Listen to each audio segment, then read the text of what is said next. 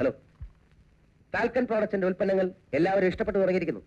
കൊച്ചുകുട്ടികൾക്കുള്ള കളിപ്പാട്ടം മുതൽ വിക്ടോറിയൻ കാലഘട്ടത്തെ അനുസ്മരിപ്പിക്കുന്ന ഷാൻലിയർ വരെ ഞങ്ങൾ നിങ്ങൾക്ക് വേണ്ടി ഉണ്ടാക്കുന്നു. ഇതാണ് ഫാൽക്കൺ പ്രോഡക്ട്സിന്റെ പ്രധാനപ്പെട്ട ഒരു ഐറ്റം.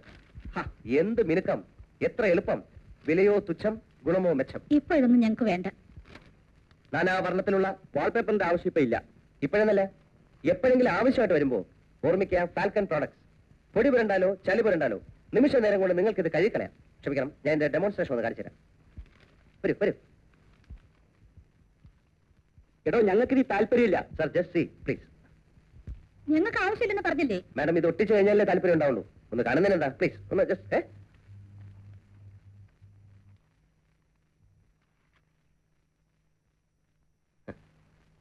ഇതാ ഫോർ എക്സാമ്പിൾ, ഇതിൽ എന്തെങ്കിലും അഴുക്ക് വരണ്ടോ എന്ന് വിചാരിക്കാം.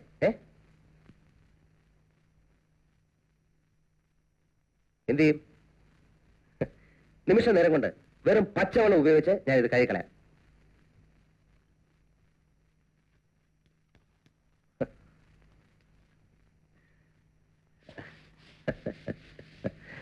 എന്താ ഈ കാണിക്കുന്നത്? I am sorry. Get out! My bag. Get out, I say. Sorry. Please, ഉപദ്രവിക്കരുത്. Please. ക്ഷമിക്കണം. Sorry. I'm sorry.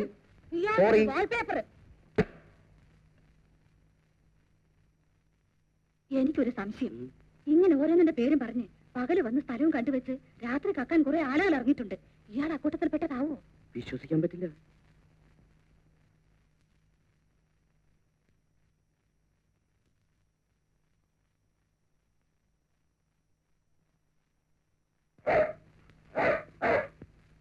പട്ടി കടിക്കും, സൂക്ഷിക്കുക.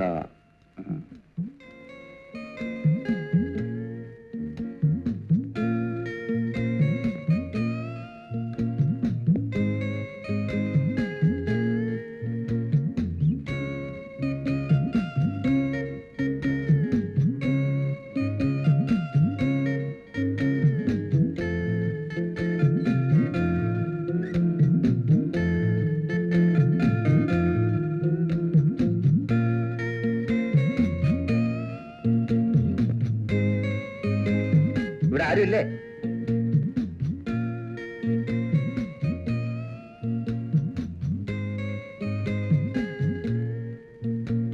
ആരെങ്കിലും ഉണ്ടോ ഇവിടെ?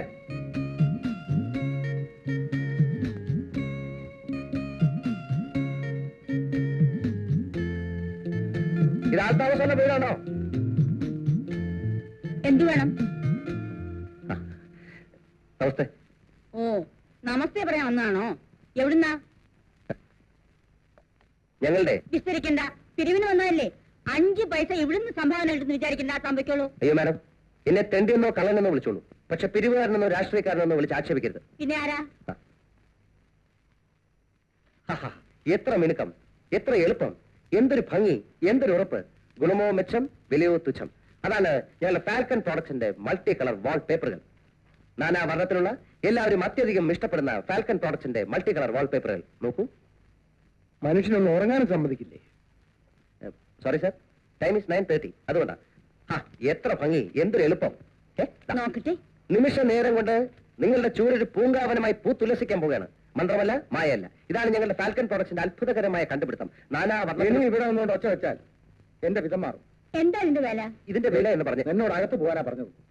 നിങ്ങൾ എന്തിനാ ഞങ്ങൾ ചാടുന്നത്? ദോഷം പറയരുതല്ലോ. ചുമരിലൊട്ടിച്ച നല്ല ഭംഗി വാങ്ങിച്ചൊട്ടിക്ക്. 10,000 അടുക്കി വെച്ചിട്ടുണ്ടല്ലോ തറവാട്ടിന് കൊണ്ടുവന്ന സ്വത്ത്. സാരമില്ല മാഡം, മാഡത്തിനെ പോലെ എല്ലാവർക്കും കലാവാസന ഉണ്ടായിക്കൊള്ളുന്നില്ലല്ലോ. നോക്കിക്കോ, ഞാൻ വീട് മുഴുവനും വാങ്ങിച്ചൊട്ടിക്കാൻ പോവാ. നമുക്ക് ഒട്ടിക്കാം. ആദ്യം ഞാനിത് ഒട്ടിച്ച മാഡത്തിന് ഇതിന്റെ ഭംഗി അയച്ചിരാം. വരും.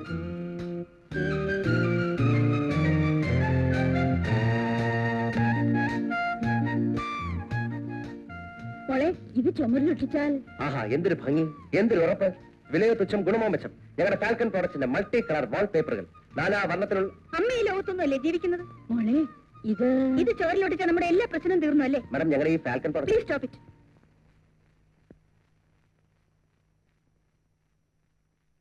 വലിയ കഷ്ടമുണ്ടമ്മേ. അറിയാത്തതുകൊണ്ടാ. ഞങ്ങളുടെ ഈ നാനാ വർണ്ണത്തിലുള്ള പൊയ്ക്കോളൂ ഏ? പൊയ്ക്കോളൂന്ന്. ഞാൻ പോട്ടെ. ഓ.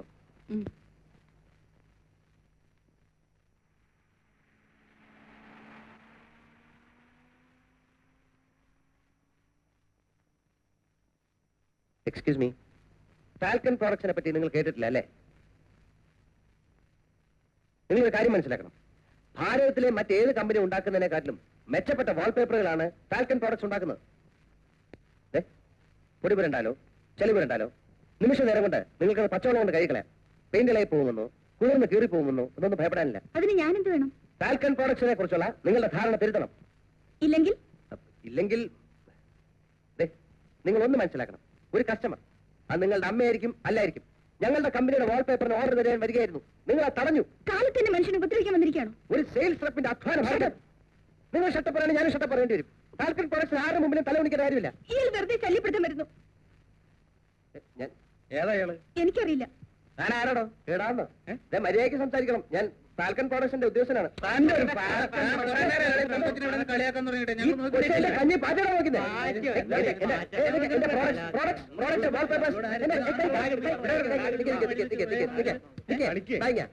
എന്താ പ്രശ്നം?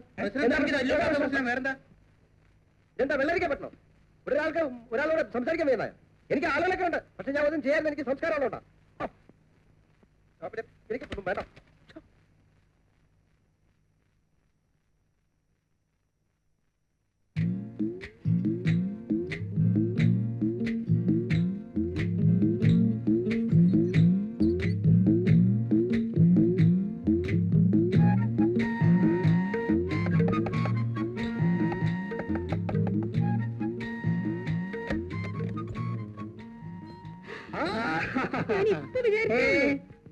കാക്ക വരുന്ന് വിളിച്ചപ്പോഴേ ഞാൻ തീരുമാനിച്ചതാ ചന്ദ്രേട്ടൻ ഇന്ന് തന്നെ വരും. അതെ, കഴിഞ്ഞ പ്രാവശ്യം ഞാൻ ഇവിടെ വന്ന് പോകുമ്പോഴേ ഞാൻ കാക്കയോട് പ്രത്യേകം പറഞ്ഞു ഏൽപ്പിച്ചായിരുന്നു ഞാൻ ഇന്ന് ഇന്ന് വരുന്നു. തുടങ്ങി കളിയാക്കാൻ. ഇത്രയും നേരം പിള്ളേരെ ഇവിടെ കിടന്ന് ബഹളമായിരുന്നു. അച്ഛനെ കണ്ടില്ലല്ലോ അച്ഛനെ കണ്ടില്ലല്ലോ എന്നും പറഞ്ഞു. എന്നാ പിന്നെ ഇത്രയും കൂടെ നേരത്തെ വന്നുകൂടായിരുന്നു. പിള്ളേർ സ്കൂൾ പോയോ? അല്ല പിന്നെ ഫീസ് കൊടുത്തോ? അത് പിന്നെ ബാലന് ഒരേ നിർബന്ധം. എന്ത്? ഞാൻ പിന്നെ എതിർക്കാനൊന്നും പോയില്ല. എന്ത്? അവനും കൊടുത്തു. അത് വേണ്ടിയില്ലായിരുന്നു. എന്തിനാ ചന്ദ്രേട്ട ഇതൊക്കെ വാങ്ങിച്ചത്? ഞങ്ങൾ എന്താ ഇവിടെ പട്ടിണി കിടക്കുക? അതൊക്കെ ഒരു സന്തോഷമുള്ള കാര്യമല്ലേ? അതൊക്കെ ഒരു കടമയല്ലേ?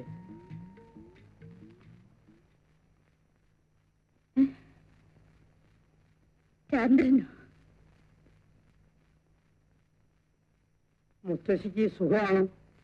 ഒരു കുഴപ്പവും ഇപ്പോഴില്ല. ഈശ്വര, കഴിഞ്ഞ പ്രാവശ്യത്തെക്കാളും നീ ക്ഷീണിച്ചല്ലോ. അത്രയല്ലുള്ളൂ മുത്തശ്ശി.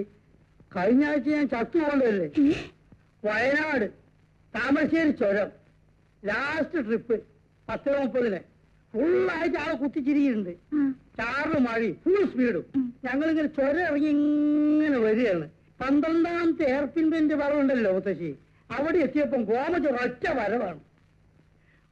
ഗോമജനും ബസ് നമ്മുടെ നമ്പിയുടെ ബസ്. ഇത്ര ദൂരമുള്ളൂ, ബ്രേക്ക് ചവിട്ടാനുള്ള ഒരു ദൂരമില്ല. രണ്ടും കളിപ്പിച്ചിട്ട് കുഞ്ഞിക്കാൻ ഡ്രൈവർ ഒരൊറ്റ ചവിട്ട് ഓടിച്ചു.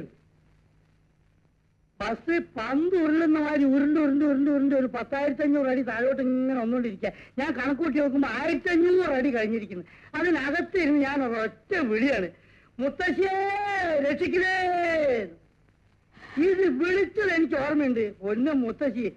പിന്നെ ഞാൻ കണ്ണു തുറന്ന് നോക്കുമ്പോ ബസ് അവിടെ ഇങ്ങനെ നിൽക്കുക. എന്താ സംഭവം എന്നറിയോ? ഈ ഉണങ്ങി ചുരുണ്ട ഒരു 3-4 വാഴ ഇങ്ങനെ നിൽക്കുന്നുണ്ട് അവിടെ. അതേ തട്ടിയിട്ട് ഇങ്ങനെ നിൽക്കുകയാണ്. മുത്തശ്ശി, എന്റെ പൊന്നു മുത്തശ്ശി. അല്ലല്ല, ഈശ്വരല്ലേ രക്ഷിച്ച്. എന്റെ മുത്തശ്ശിയാണ് എന്നെ രക്ഷിച്ചത്. കണ്ടില്ലേ രോഗം കുത്തനേക്ക്? കണ്ടില്ലേ? ആ സമയത്ത് അങ്ങനെ വിളിക്കാൻ തോന്നിയത് ചേച്ചിയുടെയും കുട്ടികളുടെയും ഭാര്യ. ഇവളിപ്പോ അല്ല, നീ ഇപ്പൊ ടൈപ്പ് റൈറ്റിംഗ് പോകല്ലേ? ഇവള് പോയില്ലേ മുത്തശ്ശി? അത് പോട്ടെ. ആ ആക്സിഡന്റ് ഒന്നോട് പറ ചന്ദ്രേട്ടാ. എത്ര അടി താഴ്ചയിലാ വീണത്?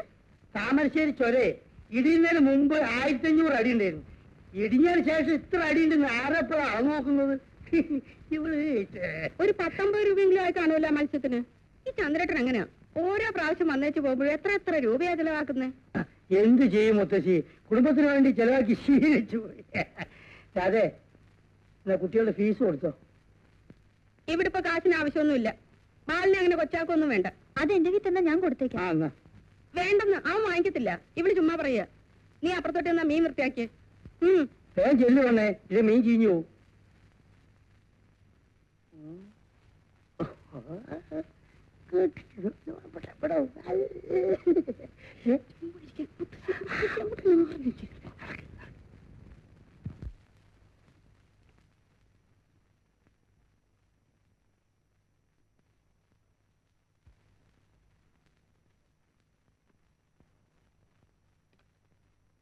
അളിയൻ ലാൻഡ് ചെയ്തിട്ടുണ്ട്. ഓ, എവിടെ? അവിടെ ഇരിപ്പുണ്ട്. ബാലേട്ടനോട് ഒരു കാര്യം ഞാൻ പറഞ്ഞേക്കാം. ഫീസിന്റെ കാശ് ചോദിച്ചു വാങ്ങിച്ചോളണം. ബസ്സിന്റെ കാശില്ലാതെ വിഷമിക്കുമ്പോ അത്ര ഔദാര്യൊന്നും വേണ്ട.